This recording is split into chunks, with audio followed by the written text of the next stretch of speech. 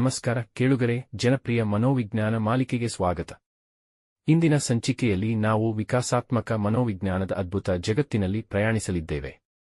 ಗರ್ಭಾವಸ್ಥೆಯಿಂದ ಹಿಡಿದು ಬಾಲ್ಯ, ಹದಿಹರೆಯ ಮತ್ತು ವೃದ್ಧಾಪ್ಯದವರೆಗಿನ ನಮ್ಮ ಜೀವನದ ಪ್ರತಿಯೊಂದು ಪ್ರಮುಖ ಹಂತಗಳಲ್ಲಿ ಸಂಭವಿಸುವ ಮಾನಸಿಕ, ದೈಹಿಕ ಮತ್ತು ಸಾಮಾಜಿಕ ಬದಲಾವಣೆಗಳನ್ನು ನಾವು ತಿಳಿಯಲಿದ್ದೇವೆ. ಈ ಸಂಚಿಕೆಗಾಗಿ ದಿವಂಗತ ಶ್ರೀಮಾನ್ ಪ್ರೊಫೆಸರ್ ನಟರಾಜ್ ರವರ ವಿಕಾಸಾತ್ಮಕ ಮನೋವಿಜ್ಞಾನ ಎಂಬ ಗ್ರಂಥವನ್ನು ಪರಾಮರ್ಶನ ಆಕರವಾಗಿ ಬಳಸಲಾಗಿದೆ. ಗ್ರಂಥಕರ್ತೃಗಳಿಗೆ ಕೃತಜ್ಞತೆಗಳು. ನಮಸ್ಕಾರ. ಒಂದು ಚಿಕ್ಕ ಸನ್ನಿವೇಶ ನೆನ್ಪು ಮಾಡ್ಕೊಳ್ಳೋಣ, ಆಯ್ತಾ? 4 ವರ್ಷದ ರೋಹನ್ ಇದಾನಲ್ಲ, ಅವನಮ್ಮ ಕಪಾಟಲ್ಲಿ ಸ್ವೀಟ್ಸ್ ಇಡ್ತಾರೆ. ಅದು ಅವನ ಕಣ್ಣಿಗೆ ಕಾಣ್ದಿದ್ರೆ ಸಾಕು, ಅಯ್ಯೋ ಮಾಯವಾಯಿತು ಅಂತಾನೆ. ಹೌದು ಹೌದು, ಆ ವಯಸ್ಸಲ್ಲಿ ಹಾಗೇನೆ. ಇನ್ನೊಂದಿದೆ, ಅವನ ಅಕ್ಕನ ಗ್ಲಾಸ್ ಬೇರೆ ಶೇಪು, ಇವನ್ ಗ್ಲಾಸ್ ಬೇರೆ ಶೇಪು. ಎರಡರಲ್ಲೂ ಒಂದೇ ಅಳತ ಜ್ಯೂಸ್ ಹಾಕಿದ್ರು ಅವಳಿಗೆ ಜಾಸ್ತಿ ಕುಟ್ಟಿದ್ದೀರಾ ಅಂತ ಶುರು ಮಾಡ್ತಾನೆ. ಆಹಾ, ಇದು ತುಂಬಾ ಸಾಮಾನ್ಯ ಅಲ್ವಾ? ಆ ಪುಟ್ಟ ತಲೆಯಲ್ಲಿ ಏನ್ ನಡೀತಿರುತ್ತೆ ಅಂತ ನಮ್ಗೆ ಆಶ್ಚರ್ಯ ಆಗುತ್ತೆ. ನಿಜ. ಯಾಕೆ ಹೀಗೆ ಯೋಚನೆ ಮಾಡ್ತಾರೆ ಮಕ್ಕಳು? ನೋಡಿ, ಇಲ್ಲೇ ನಾವು ವಿಕಾಸಾತ್ಮಕ ಮನೋವಿಜ್ಞಾನ ಅಂದ್ರೆ ಡೆವಲಪ್ಮೆಂಟಲ್ ಸೈಕಾಲಜಿ ಕ್ಷೇತ್ರಕ್ಕೆ ಬರ್ತೀವಿ. ಓ ಸರಿ. ಅಂದ್ರೆ ಮನುಷ್ಯರು ಹುಟ್ಟಿದಾಗ್ನಿಂದ ವಯಸ್ಸಾಗೋವರೆಗೂ ಅವರ ಯೋಚನೆ, ಅವರ ಭಾವನೆ, ಅವರ ನಡವಳಿಕೆ ಇದೆಲ್ಲ ಹೇಗ್ ಬದಲಾಗುತ್ತೆ ಅಂತ ತಿಳ್ಕೊಡೋದು. ನಮ್ಮತ್ರ ವಿಕಾಸಾತ್ಮಕ ಮನೋವಿಜ್ಞಾನ .pdf ಅಂತ ಒಂದು ಡಾಕ್ಯುಮೆಂಟ್ ಇದೆ. ಅದರ ಆಧಾರದ ಮೇಲೆ ಈ ಬೆಳವಣಿಗೆಯನ್ನ ವಿವರಿಸೋ ಕೆಲವು ಮುಖ್ಯ ಸಿದ್ಧಾಂತಗಳ ಬಗ್ಗೆ ಸ್ವಲ್ಪ ಆಳವಾಗಿ ಮಾತಾಡೋಣ ಅಂತ. ಒಳ್ಳೆ ಐಡಿಯಾ. ಎಲ್ಲವನ್ನೂ ಮುಟ್ಟೋ ಬದಲು ಕೆಲವನ್ನಾದ್ರೂ ಸರಿಯಾಗಿ ಅರ್ಥ ಮಾಡ್ಕೊಳ್ಳೋಣ. ಹೌದು. ಹಾಗಾದ್ರೆ ಮೊದಲಿಗೆ ಜೀನ್ ಪಿಯಾಜೆ ಅವರ ಸಿದ್ಧಾಂತದಿಂದ ಶುರು ಮಾಡೋಣ. ಯಾಕಂದ್ರೆ ಈ ರೋಹನ್ ಉದಾಹರಣೆಗಳು ಅದಕ್ಕೆ ನೇರವಾಗಿ ಸಂಬಂಧಪಟ್ಟ ಹಾಗೆ ಕಾಣ್ತಾ ಇದೆಯಲ್ಲ. ಹೌದು, ಖಂಡಿತ.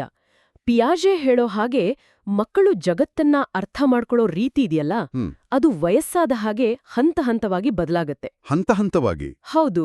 ಈಗ ರೋಹನ್ ವಯಸ್ಸು ಅಂದ್ರೆ 4 ವರ್ಷ ಅಂದಿರಿಯಲ್ವಾ, ಅದು ಸಾಮಾನ್ಯವಾಗಿ ಪಿಯಾಜೆ ಹೇಳೋ ಪೂರ್ವ ಕಾರ್ಯಾಚರಣೆ ಹಂತಕ್ಕೆ ಅಂದ್ರೆ ಪ್ರೀ ಆಪರೇಷನಲ್ ಸ್ಟೇಜ್ ಅಂತಾರಲ್ಲ, ಅದಕ್ಕೆ ಸೇರುತ್ತೆ. ಇದು ಸುಮಾರು 2 ರಿಂದ 7 ವರ್ಷದವರೆಗೆ. ಓ ಸರಿ. ಈ ಹಂತದಲ್ಲಿ ಏನಾಗತ್ತೆ? ಈ ಹಂತದಲ್ಲಿ ಮಕ್ಕಳಿಗೆ ತಾರ್ಕಿಕವಾಗಿ, ಲಾಜಿಕಲ್ ಆಗಿ ಯೋಚಿಸೋದು ಇನ್ನು ಸ್ವಲ್ಪ ಕಷ್ಟ ಇರುತ್ತೆ. ಹಾಗಾಗಿ ಆ ಸೀತೆ ತಿಂಡಿ ಮಾಯವಾಯ್ತು ಅನ್ನೋದು, ಅದು ವಸ್ತುಸ್ಥಿರತೆ ಅಂತಾರಲ್ಲ, ಆಬ್ಜೆಕ್ಟ್ ಪರ್ಮನೆನ್ಸ್, ಅದು ಪೂರ್ತಿ ಬಂದಿಲ್ವಾ? ಅಂದ್ರೆ ಕಣ್ಣಿಗೆ ಕಾಣದ್ದು ಇಲ್ಲವೇ ಇಲ್ಲ ಅಂತಾನ. ಹೌದು, ಸ್ವಲ್ಪ ಹಾಗೇನೆ. ಆ ವಸ್ತುಸ್ಥಿರತೆ ಅನ್ನೋ ತಿಳುವಳಿಕೆ ಶುರುವಾಗೋದು ಇದಕ್ಕೂ ಹಿಂದಿನ ಹಂತದಲ್ಲಿ, ಅಂದ್ರೆ ಸಂವೇದನಾತ್ಮಕ ಕ್ರಿಯಾತ್ಮಕ ಹಂತದಲ್ಲಿ. ಆದ್ರೆ ಈ ಪೂರ್ವ ಕಾರ್ಯಾಚರಣೆ ಹಂತದಲ್ಲಿ ಅದಿನ್ನೂ ಅಷ್ಟು ಗಟ್ಟಿಯಾಗಿರಲ್ಲ.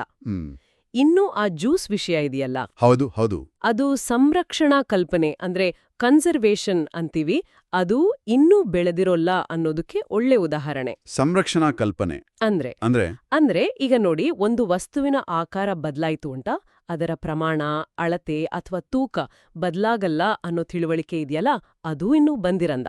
ಓ, ಅದಕ್ಕೇನಾ ಮಕ್ಕಳು ಹಾಗೆ ಮಾಡೋದು? ಈಗ ಅರ್ಥವಾಯ್ತು. ಅವರು ಗ್ಲಾಸಿನ ಎತ್ತರ ನೋಡ್ತಾರೆ, ಆದ್ರೆ ಅದು ಎಷ್ಟು ಅಗಲ ಇದೆ ಅಂತ ಗಮನಿಸಲ್ವಲ್ವಾ? ನಿಖರವಾಗಿ ಒಂದೇ ವಿಷಯದ ಮೇಲೆ ಫೋಕಸ್ ಮಾಡ್ತಾರೆ. ಹೌದು, ಅದನ್ನೇ ಪಿಯಾಜೆ ಸೆಂಟ್ರೇಷನ್ ಅಂತ ಕರೆದಿದ್ದು. ನೋಡಿ, ಪಿಯಾಜೆ ಸಿದ್ಧಾಂತ ಮಕ್ಕಳ ಶಿಕ್ಷಣದ ಮೇಲೆ ದೊಡ್ಡ ಪರಿಣಾಮ ಬೀರಿತು. ಹೌದಲ್ವೇ?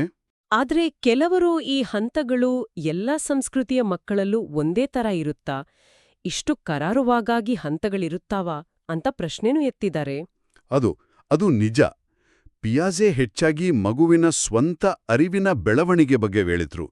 ಆದ್ರೆ ಮಗುವಿನ ಸುತ್ತ ಇರೋ ಸಮಾಜ, ಸಂಸ್ಕೃತಿ, ಇದರ ಪಾತ್ರ ಏನು? ಬೇರೆ ಸಿದ್ಧಾಂತಗಳು ಇದರ ಬಗ್ಗೆ ಮಾತಾಡತಾವ?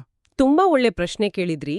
ಇಲ್ಲೇ ನೋಡಿ, ಲೆವ್ ವೈಗಾಟ್ಸ್ಕಿ ಅವರ ಸಾಮಾಜಿಕ ಸಾಂಸ್ಕೃತಿಕ ಸಿದ್ಧಾಂತ ಮುಖ್ಯ ಆಗತ್ತೆ. ವೈಗಾಟ್ಸ್ಕಿ? ಹೌದು. ವೈಗಾಟ್ಸ್ಕಿ ಹೇಳೋ ಪ್ರಕಾರ ಮಗುವಿನ ಅರಿವಿನ ಬೆಳವಣಿಗೆಯಲ್ಲಿ ಅದರ ಸಾಮಾಜಿಕ ಸಂವಹನ ಅಂದ್ರೆ ಇತರರ ಜೊತೆ ಬೆರೆಯೋದು ಮತ್ತು ಅದರ ಸಂಸ್ಕೃತಿ ಇದೆಯಲ್ಲ, ಅದು ಬಹಳ ಮುಖ್ಯ. ಪಿಯಾಜೆಗಿಂತ ಭಿನ್ನವಾಗಿ ಅಲ್ವಾ? ಹೌದು.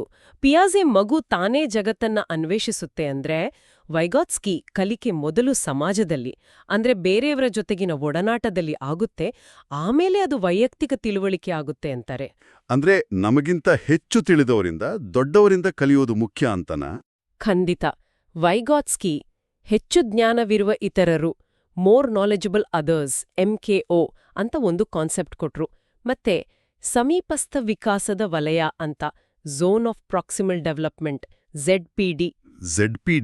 ಅದೇ ಹೇಗೆ? ZPD ಅಂದ್ರೆ, ಈಗ ಒಂದು ಮಗು ತಾನಾಗಿಯೇ ಏನು ಮಾಡಬಲ್ಲದು ಮತ್ತೆ ಬೇರೆಯವರ ಸಹಾಯದಿಂದ ಏನು ಮಾಡಬಲ್ಲದು ಇದರ ನಡುವಿನ ಅಂತರ ಇದೆಯಲ್ಲ.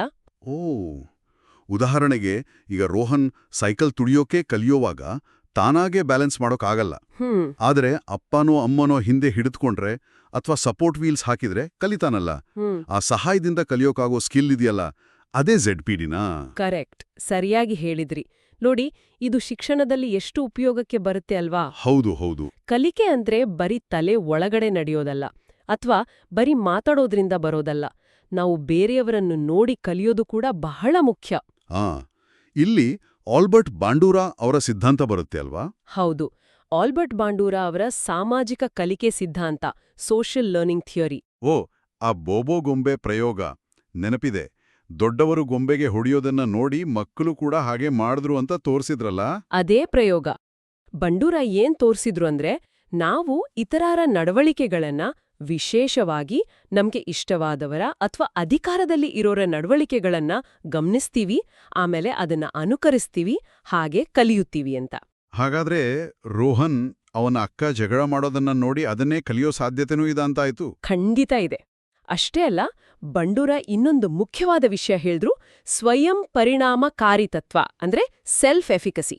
ಸೆಲ್ಫ್ ಎಫಿಕಸಿ ಅಂದ್ರೆ ಒಂದು ಕೆಲ್ಸವನ್ನ ನಾನು ಮಾಡಬಲ್ಲೆ, ಅದನ್ನ ಯಶಸ್ವಿಯಾಗಿ ಮಾಡೋ ಸಾಮರ್ಥ್ಯ ನನಗಿದೆ ಅಂತ ನಮ್ಗೇ ನಮ್ಮೇಲಿರೋ ನಂಬಿಕೆ. ಓ, ಈ ನಂಬಿಕೆ ನಾವು ಎಷ್ಟು ಪ್ರಯತ್ನ ಪಡ್ತೀವಿ, ಮುಂದೆ ಎಷ್ಟು ಸಾಧಿಸ್ತೀವಿ ಅನ್ನೋದರ ಮೇಲೆ ಪರಿಣಾಮ ಬೀರುತ್ತೆ. ಓಕೆ. ಹಾಗಾದ್ರೆ ಒಟ್ನಲ್ಲಿ ನೋಡಿದ್ರೆ ಪಿಯಾಜೆ ಮಗುವಿನ ಒಳಗಿನ ಅರಿವಿನ ಹಂತಗಳನ್ನ ತೋರಿಸಿದ್ರು. ವೈಗಾಟ್ಸ್ಕಿ ಸಮಾಜ, ಸಂಸ್ಕೃತಿ, ಸಂವಹನದ ಪ್ರಾಮುಖ್ಯತೆ ಹೇಳಿದ್ರು. ಹೌದು. ಬಂಡೂರಾ ಬೇರೆಯವರನ್ನ ನೋಡಿ ಅನುಕರಿಸಿ ಕಲಿಯೋದ್ರ ಬಗ್ಗೆ ಹೇಳಿದ್ರು. ಇವೆಲ್ಲ ಸೇರಿ ಮಗುವಿನ ಬೆಳವಣಿಗೆಯ ಒಂದು ದೊಡ್ಡ ಚಿತ್ರಣ ಕೊಡುತ್ತಲ್ವಾ? ಖಂಡಿತವಾಗಿಯೂ. ಈ 3 ಸಿದ್ಧಾಂತಗಳು, ಮತ್ತೆ ನಾವು ಚರ್ಚೆ ಮಾಡದೇ ಇರೋ ಬೇರೆ ಸಿದ್ಧಾಂತಗಳು ಇವೆ, ಅವೆಲ್ಲವೂ ರೋಹನ್ನಂಥ ಮಕ್ಕಳ ನಡವಳಿಕೆಯನ್ನ ಬೇರೆ ಬೇರೆ ದೃಷ್ಟಿಕೋನದಿಂದ ಅರ್ಥ ಮಾಡ್ಕೊಳಕ್ ಸಹಾಯ ಮಾಡುತ್ತವೆ. ಇವು ಶಿಕ್ಷಣದಲ್ಲಿ, ಮಕ್ಕಳನ್ನ ಬೆಳೆಸೋದ್ರಲ್ಲಿ, ಚಿಕಿತ್ಸೆ ಕೊಡೋದ್ರಲ್ಲಿ, ಹೀಗೆ ಹಲವು ಕಡೆ ಹೇಗೆಲ್ಲ ಉಪಯೋಗಕ್ಕೆ ಬಂದಿವೆ ಅಂತ ನಾವು ನೋಡಬಹುದು. ನಿಜ. ಇದೆಲ್ಲ ಕೇಳಿದ ಮೇಲೆ ಒಂದು ಯೋಚನೆ ಬರ್ತಾ ಇದೆ. ನಮ್ಮ ಬೆಳವಣಿಗೆಯಲ್ಲಿ ಇಷ್ಟೆಲ್ಲ ಹಂತಗಳು, ಸಾಮಾಜಿಕ ಪ್ರಭಾವಗಳು, ನಾವು ನೋಡಿ ಕಲಿಯೋ ವಿಷಯಗಳು, ಇವೆಲ್ಲ ಸೇರಿ ನಮ್ಮನ್ನ ರೂಪಿಸುತ್ತೆ. ಹೌದು. ಹಾಗಾದ್ರೆ ನಾವು ದೊಡ್ಡವರಾದ್ಮೇಲೆ ನಮ್ಮ ವ್ಯಕ್ತಿತ್ವ, ನಮ್ಮ ಯೋಚನೆ ಮಾಡೋ ರೀತಿ, ಇದೆಲ್ಲ ಎಷ್ಟು ಮಟ್ಟಿಗೆ ಸ್ಥಿರವಾಗಿರುತ್ತೆ? ಜೀವನ ಪೂರ್ತಿ ಬದಲಾಗೋಕೆ ನಮ್ಗೆ ನಿಜವಾಗ್ಲೂ ಎಷ್ಟು ಅವಕಾಶ ಇರುತ್ತೆ? ಇದು ಯೋಚನೆ ಮಾಡಬೇಕಾದ ವಿಷಯವೇ ಸರಿ. ಕೇಳುಗರೆ, ತಾವು ಇಂದಿನ ಸಂಚಿಕೆಯಲ್ಲಿ ವಿಕಾಸಾತ್ಮಕ ಮನೋವಿಜ್ಞಾನದ ಬಗ್ಗೆ ಸಂಕ್ಷಿಪ್ತ ಧ್ವನಿಮುದ್ರಿಕೆಯನ್ನು ಕೇಳಿದಿರಿ. ಈ ಸಂಚಿಕೆಗಾಗಿ ದಿವಂಗತ ಶ್ರೀಮಾನ್ ಪ್ರೊಫೆಸರ್ ನಟರಾಜ್ ರವರ ವಿಕಾಸಾತ್ಮಕ ಮನೋವಿಜ್ಞಾನ ಎಂಬ ಗ್ರಂಥವನ್ನು ಪರಾಮರ್ಶನ ಆಕರವಾಗಿ ಬಳಸಲಾಗಿದೆ. ಗ್ರಂಥಕರ್ತೃಗಳಿಗೆ ಕೃತಜ್ಞತೆಗಳು. ತಮ್ಮ ಅನಿಸಿಕೆ, ಅಭಿಪ್ರಾಯಗಳನ್ನು ಕಾಮೆಂಟ್ ಮಾಡಿ ತಿಳಿಸಿ. ಧನ್ಯವಾದಗಳು.